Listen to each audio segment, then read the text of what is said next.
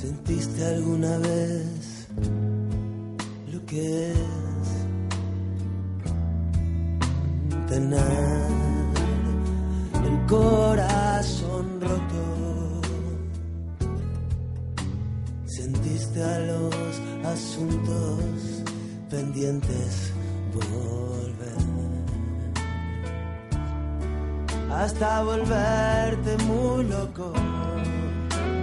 Hoy Territorio Negro cierra por vacaciones, va a ser el último espacio de Manu Marlasca y de Luis Rendueles de esta temporada. Volverán en septiembre, tranquilos, no empiecen ahora a acribillarnos a través de Twitter. ¿Qué pasa con ellos? No, vuelven en septiembre. Bueno, carambolas del calendario ha hecho que este último Territorio Negro, el TN, como ellos lo llaman, coincida con el número 200. Es decir, que hemos estado 200 semanas de historias negras, de crímenes perfectos, imperfectos, de malos, de buenos en la realidad. También hemos dedicado algunos territorios a la ficción. Con el rigor como sello de la casa habéis traído hasta estos micrófonos, Manu y Luis, lo más sorprendente de la condición humana. Buenas tardes a los dos. Hola. Hola, buenas tardes. ¿Estás emocionado, Luis? Bueno, estoy en ello. Ya te estás poniendo, ¿no? En situación, poco a poco, sí. Hombre, es que esta canción de Calamaro nos ha chivado Manu, que es una de tus favoritas, que la pondrías de sintonía del espacio, si no fuera que tenemos otra sintonía para el negro. Si no fuera que hay jefa, sí, efectivamente. Pero como es como lenta esta canción, como de bailar lentos, ¿no? Como el cassette de lentos del coche. Es durilla la letra. La letra sí. Perfectos es durilla, pero a mí me gusta mucho. Calamaro en general me gusta mucho. ¿Qué tal, Manu? ¿Cómo estás? Pues bien, muy bien, aquí solito, porque Anaíma León se resiste a entrar aquí conmigo. Pero, sí, le hemos dicho, entra, que eres la que aguanta a estos dos, llevas 200... No se deja. 200 programas aguantando todas sus historias. Haciéndonos la vida mucho más fácil, ¿verdad, Luis? Sobre todo. Sí. Bueno, no sé si ella os trae... es nuestra prima de buen rollo. No sé si os trae donuts como le trae a Caprile. No nos trae donuts. No lo veo yo a Marlasca comedor de donuts, francamente.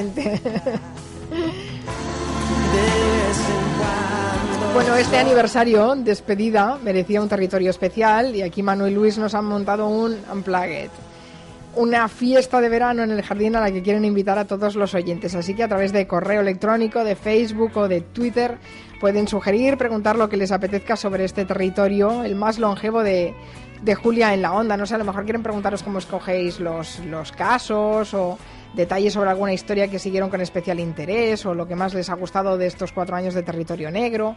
Así que nosotros estamos abiertos a todas sus sugerencias. Por cierto, que he encontrado una, ahora la habré perdido porque el timeline de Twitter corre tan rápido que sinceramente no sé, pero había un oyente hace ya un rato que me preguntaba si ibais a dedicarle un Territorio Negro a Publio Cordón. Yo creo que lo merece, desde luego, ¿no? Porque todo lo que pasó y todo lo que se ha ido descubriendo y lo ocurrido estos últimos días, creo que sí que merece la pena. Sí, hubo historias muy feas con Publio Cordón y hubo una actuación desafortunadísima del Ministerio de Interior, sobre todo en la etapa de Belloc y de Margarita Robles, donde se dejaba entrever a la familia que Cordón estaba vivo y estaba en el Caribe, ¿no? La verdad que sí hay material. Yo recuerdo esas historias y esos comentarios. Sí, fueron alimentadas. Y esas informaciones que fueron alimentadas por mucha gente, que no sé qué interés le movió lo puso hacerlo. sobre la mesa a alguien, el Ministerio del Interior de aquella época, de Belloc y de Margarita Robles, digamos que no lo atajó definitivamente, no le puso coto, sino que muy al contrario lo dejó correr. Y sorprendentemente, y digo sorprendentemente porque a fecha de hoy en día y después de casi un centenar de crímenes que ha cometido el Grapo sigue siendo tomado por alguien como un grupo de exóticos revolucionarios que quieren poco más o menos que traer una revolución limpia a España, ¿no? Y goza todavía de muchísimas simpatías. A mí me sigue sorprendiendo el apoyo, que es verdad que en grupúsculos muy pequeños y si quieres muy marginales, pero todavía hay gente que piensa que esas cosas que dicen de un explotador menos, ¿no? Y todo eso es terrible. Bueno, Silva Sande, que fue el cerebro de todo esto, Fernando Silva Sande, hace poco en un juicio, es el que ahora está colaborando con el que ha hecho posible que se encuentre el en la testigo casa protegido, sí. Claro, Fernando Silva Sande, que fue el jefe de los Grapo, hace poco dijo en un juicio que él había sido lo suficientemente gilipollas para meterse en un grupo terrorista, ¿no? Yo creo que mejor que él no lo puede decir nadie. No se puede considerar cerrado el caso hasta que no se encuentre, supongo, los restos mortales, ¿no?, de Publio Cordón. Estarán en ello. No creo que sea fácil de todas maneras encontrarlo, pero bueno, No, si todos colaboran... Yo creo que se ha viajado hasta 3 veces, ¿no? Luis, con Fernando Silva Sanda ha viajado 3 veces hacia el Mont Ventoux, que es un sitio muy famoso por el Tour de Francia, y lo que pasa es que no se ha podido localizar la antigua caseta donde supuestamente fue enterrado Publio Cordón. Bueno, pues habrá un territorio negro del caso en cuanto sepamos más cosas, se tenga acceso a los sumarios, porque eso sí que también es marca de la casa, el territorio negro. Hay mucho rigor informativo detrás. Después de cada intervención en el programa, de cada entrada en el blog, Manu y Luis reciben muchas comunicaciones. Hay una carta que recibieron, de las muchas que reciben, que creo que la queréis comentar. Bueno, pues sí, porque yo creo que merece la pena, ¿eh? Mira, el autor de la carta se llama José Manuel Espada Prieto, que es un atracador, un viejísimo atracador, uno de los mejores seguramente que ha habido nunca en nuestro país, y nos escribió después del territorio negro que dedicamos precisamente a eso, a los atracadores españoles, ¿no? Espada nos hizo llegar desde la cárcel de Villabona, allí cerquita donde está Luis, en Asturias, una carta escrita con una caligrafía perfecta, una ortografía impecable y un léxico muy cuidado. Y decía, según decía textualmente, quería corregir algunos extremos que no se corresponden con la verdad.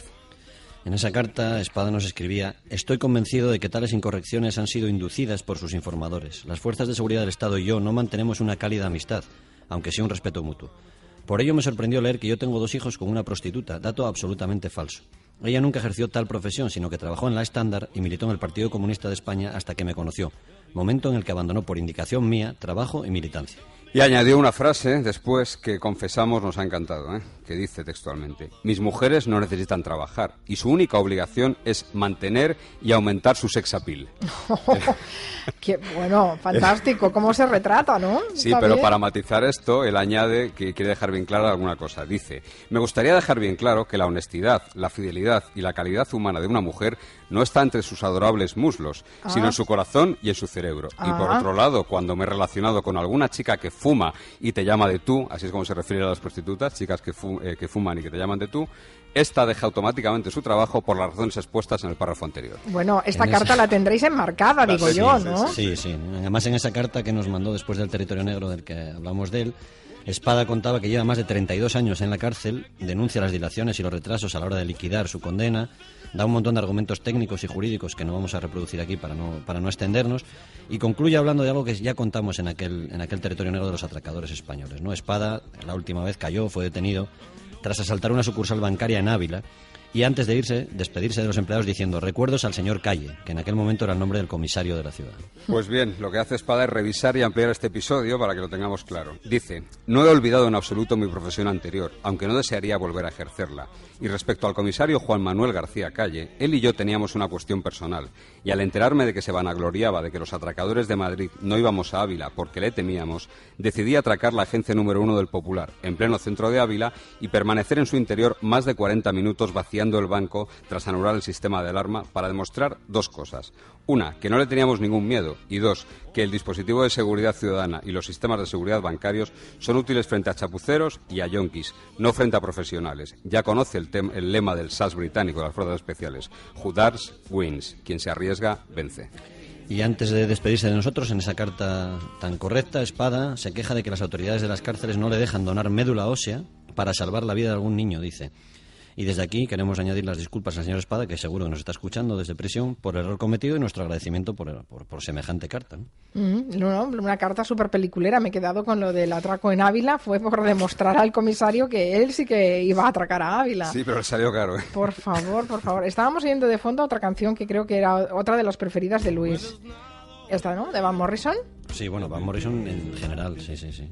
Van Morrison es casi Dios, Days Like This, además, creo recordar. Esta canción, sí, canción la escribió Van Morrison pensando en el proceso de paz de Irlanda del Norte, cuando el IRA anunció por primera vez hacía más de 10 años que entregaba las armas. Y la pusimos aquí en un TN que hicimos explicando que posiblemente eso se trasladaría, y ojalá se trasladara al País Vasco, ¿no? A Euskadi. Bueno, hicimos un TN que se llamaba El último año de ETA, que lo hicimos en 2011, y estamos encantados de que las cosas vayan por ese camino, ¿no? Con todos los tropezones imaginables, pero por ese camino. Estamos confluyendo hacia eso. Dice Pablo Miñana, dice: la contrapartida del propio Calamaro, supongo que se refiere a la canción de Crímenes Perfectos, dice: es victoria y soledad. Genial, toda con doble sentido. La de las Victoria gemelas, Soledad. ¿no? Sí, son dos gemelas. Nosotros que trabajamos en Entre las Interview dos ni estuvimos- siquiera sumaban mi edad, me parece que dice. En Exacto. un momento dado. Y nosotros que trabajamos en Interview estuvimos buscando a Victoria y Soledad para sacarlas desnudas en la revista. Es una perversión ya personal. Y al Personal final de sacamos No, de Luis y de más gente del staff de Interview. Y al final sacamos a dos chicas que yo creo que no eran Victoria y Soledad, ¿no? Las auténticas. Dice Daniel Morales, no estaría mal que recordaran la historia de Eufemiano Fuentes, el tabaquero.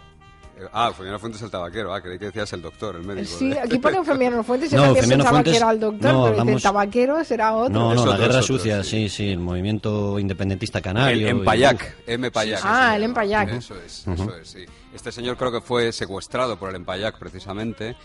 Y hubo ahí algo de guerra sucia. Nosotros somos muy peños, tenemos que decir Sí, que nosotros somos sí, mayores sí, sí. ya, pero en Pero no aquella época- tanto. Esos son los años 70, sí. Sí, los años 70, sí. Sí. Hace muchos años en un reino al mar habitó una señorita cuyo nombre era Ana del Lee y crecía aquella flor sin pensar en nada más que en amar y ser amada por mí. Éramos solo dos niños, más tan grande nuestro amor que los ángeles del cielo nos cogieron envidia, pues no eran tan felices ni siquiera la mitad. Como todo el mundo sabe, en aquel reino junto al mar. Es un viento Canciones con dedicatoria hoy en el territorio negro. Vamos a acabar llorando todos, ¿eh? Qué emoción. ¿Qué tal, Luis? ¿Estás bien? Sí, mejor. Esto es Auserón y Edgar Allan Poe, esto es una maravilla también. Sí. Dice Rodolfo Mandrica, tampoco está mal el locutorio de mis amigos nigerianos. Gran territorio negro, sí. No está mal. no luce la luna sin traer. Oye, ¿nos escuchan en la cárcel, Manu y Luis? Sí que nos escuchan. En la cárcel hay gente que no tiene restringida la televisión y la radio y claro que nos escuchan, ¿no? Y es una de las sorpresas que se lleva uno cuando está aquí semana tras semana desde hace ya 4 años y pico, que llegas a lugares insospechados, al margen de lugares de fuera de España, donde sí que hemos recibido alguna comunicación de Estados Unidos, de Sudamérica, que nos oyen. Por supuesto, no os podéis ni imaginar la cantidad de policías y de guardias civiles que son verdaderos militantes de Territorio Negro. Y voy a contar una anécdota que me ocurrió con Luis hace muy poquito.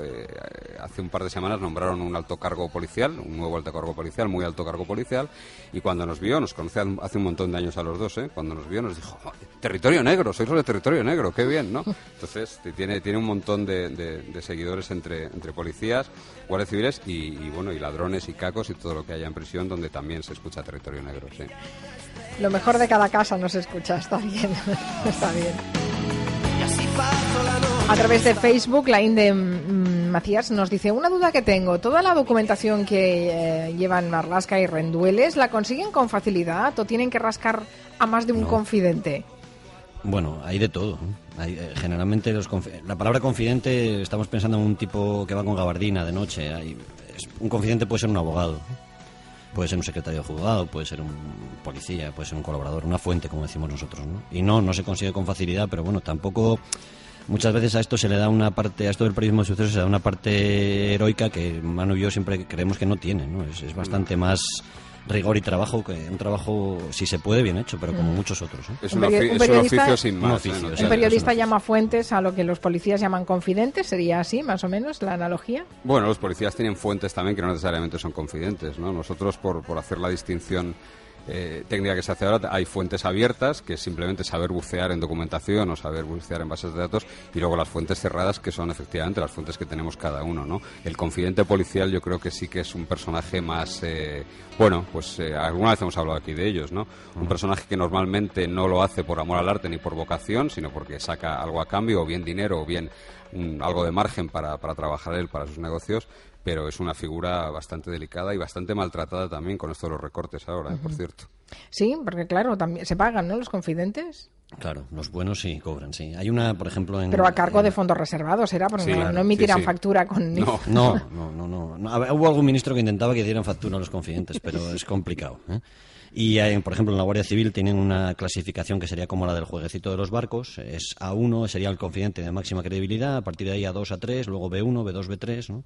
Por ejemplo, aquel confidente que que habló del 11M, que se llamaba Rafa Zubeir, el marroquí, que habló del tráfico de explosivos en Asturias. Aquel era un confidente A1, o sea, de máxima credibilidad en su momento, y a pesar de todo, pues pasó lo que pasó.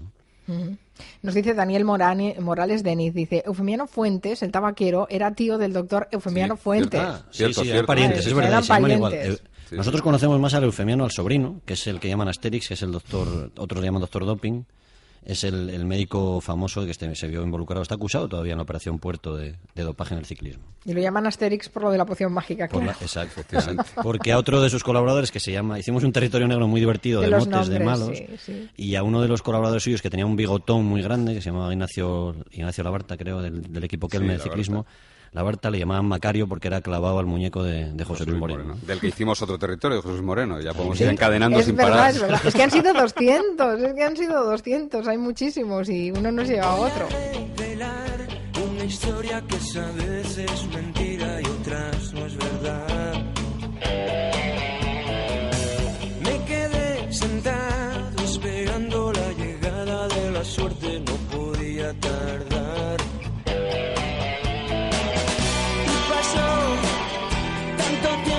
Llegué a ver sombras en color y pasó tanta gente por delante que nadie me vio. Esperaría de pie que el anochecer se fundiera con la tarde y el amanecer. Bueno, me parece que estas canciones merecerían un Spotify de territorio negro, ¿eh? Tendríamos que la música es fabricarlo. bastante mejor. Sí, Juan Antonio Vega, que además murió pues no sé, hace un año, 2 años, 3 años Antonio Vega, ¿no? Sí, pues hace estábamos poco. ya con el territorio negro, sí. Estaba acordándome de unas veces que nos llevó la jefa de bolos. Me acuerdo que nos llevó, uno de los más divertidos, nos llevó a Valladolid, al Auditorio Miguel Delibes. Y había un montón de gente viendo el programa, como lo hacíamos ahí en directo, y hicimos uno muy a la gente le divirtió porque era el sumario, las transcripciones del sumario de María José Campanario, ¿no? Que acaba el Supremo de ratificar la sentencia, y aquella famosa grabación de tu madre no ha trabajado en la puta vida, tu madre no tiene derecho a nada y lo he arreglado yo para que se lleve 200.000 pesetas al mes, ¿no? Y aquel fue uno de los territorios más... Porque hacerlo en directo tiene su punto, ¿eh? Tiene su morbillo, sí. Hicimos otro en Málaga también, otro en Santander, en la Menéndez Pelayo. Sí. Y la verdad es que son curiosos, ¿no? Ver cómo reacciona la gente, porque claro, desde aquí... La única referencia que tenemos de la interactividad de la gente es la cara de Anne, las redes sociales y la cara de Anne, sí, que siempre es agradable, pero normalmente es verdad, no tienes oportunidad de ver cómo sienta lo que estás diciendo la gente, ¿no? Esta canción de Antonio Vega yo creo que debe ser del año 90-91 más o menos, ¿no? Luis, del primer disco aquel que sacó en solitario. Éramos jóvenes tú y yo, y tú no tomabas sacarina todavía, ¿no? tomabas azúcar. Yo creo que en esta época más o menos nos conocimos Luis y yo. No corría, desde luego no corría, con ropa de deporte no corría. Llevaba mala vida, ¿no? Qué giro, que da la vida a veces. Bueno, dice Ginés Román, en diciembre del 2010 Agustín Alcalá habló de una app sobre los lugares frecuentados por la mafia en Nueva York. ¿La conocéis? Sí, yo sí que la conozco. Seguro que sí. Yo sí que la conozco porque además eso, previamente se han escrito un par de libros, un par de guías de Nueva York muy buenas, y es un proyecto que siempre hemos tenido en cartera, el intentar hacer una guía de España, una guía de Madrid, a través de sus crímenes, ¿no? Que creo que sería francamente divertido de hacer, desde luego, y bueno, y no deja de ser curioso, ¿no? Madrid, por ejemplo, está lleno de rincones oscuros y de lugares donde ha habido crímenes que la gente ha oído hablar de los crímenes, pero no sabe dónde se cometieron, ¿no? Crímenes como los del Jarabo, la gente no sabe dónde fueron exactamente los crímenes del Jarabo, y Barcelona pues pasa un poco lo mismo, ¿no? Hay lugares que no es que digo yo que pongan una placa, pero a lo mejor sí que merecería la pena hacer un recorrido de verdad por esos territorios negros. Tan libre, tan aislado, buscando nada en ningún lado. Alguien tendió una mano y yo me encadené a sus brazos. Colgado a sus caderas, me fui olvidando. Estamos descubriendo que estos chicos del territorio negro son blanditos, ¿no? Blanditos, sí. Un poco moñas, sí. Me sabía mal decirlo, pero ya que te has adelantado, Luis. Te está cayendo un mito aquí, ¿no? Sí, a mí esta canción y este tipo me emociona de verdad, ¿eh? Lo digo en serio. De hecho, cuando empezó a sonar me he puesto un poco bizcochón, como decimos nosotros, porque me sigue emocionando. Y era Enrique Urquijo. Y ese sí que tuvo un final muy negro y muy merecido, desde luego. Bueno, le dedicasteis también su espacio, ¿no? A Enrique Urquijo. ¿O yo me equivoco? No, hicimos cosas de canciones de Enrique Urquijo. Había un amigo suyo que decía que era casi adicto a la tristeza, a la melancolía, y eso se ve en muchas obras maestras que escribió. Y decía que cuando no se le ocurría a él la lluvia le inspiraba, y cuando no llovía en Madrid dejaba correr el agua de la ducha para inspirarse, ¿no? Para sentirse triste y melancólico. Bueno, era otro crack. Nada tiene que hacer, salvo seguir. Nos escribe Jesús por correo, dice: ¿qué opinan de las series de policías y forenses como CSI, Dexter? ¿Cuál es su favorita? ¿Y cuál es la que consideran que se ajusta más a la realidad? The Wire, sin duda. The Wire, vamos a coincidir los dos. The Wire es casi una biblia, es un tratado, un diccionario entero, hasta del lenguaje policial y del lenguaje callejero. A mí me gusta mucho una que se llama The Closer, que la ponen en algún canal digital, sí, que es una comisaria de policía adicta al chocolate, y hay muchas. Al chocolate Dexter, de comer, el chocolate que procede del cacao.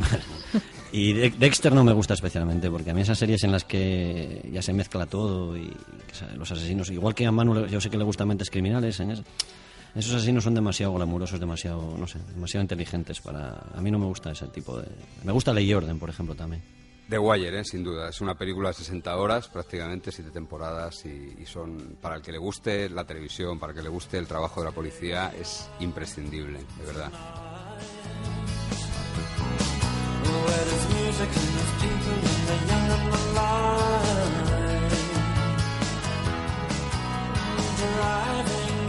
Va a confesar que os dedicasteis a esto después de ver una serie de televisión, a lo mejor Lugran.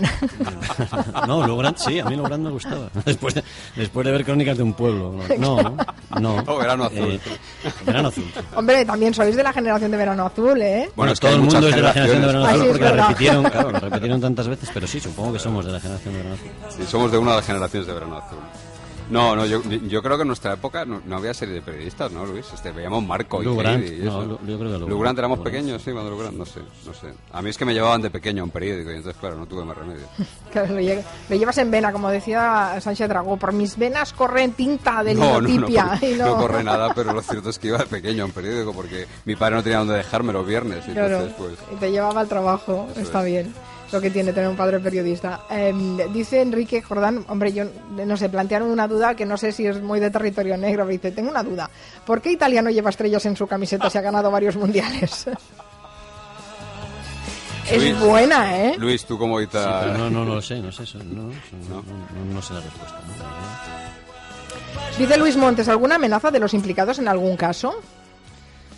Bueno, no nos gusta...